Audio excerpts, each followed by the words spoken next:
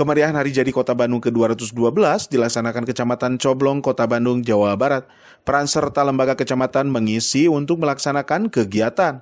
Untuk memeriahkan HJKB ke-212, donor darah merupakan program kegiatan sosial untuk memeriahkan HJKB serta menampilkan seni dan budaya dan mendorong UMKM.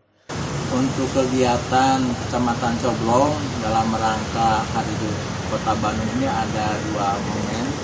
Yang pertama, momen yang memang sudah menjadi arahan dari Kota Bandung. Di antaranya, misalnya kalau di Kota Bandung ada bebersih lingkungan, kemudian juga ada berbagi Bandung dan kegiatan-kegiatan lainnya di Kota Bandung. Akan tetapi khusus di Kecamatan Coblong ada beberapa tambahan. Yang alhamdulillah tambahan itu memang sifatnya juga sama, sosial. Di antara lain kita donor darah, kemudian juga ada khusus kita tunjangan atau bantuan juga kepada masyarakat. Itu juga kegiatan-kegiatan yang memang keinginan dari warga sekitar.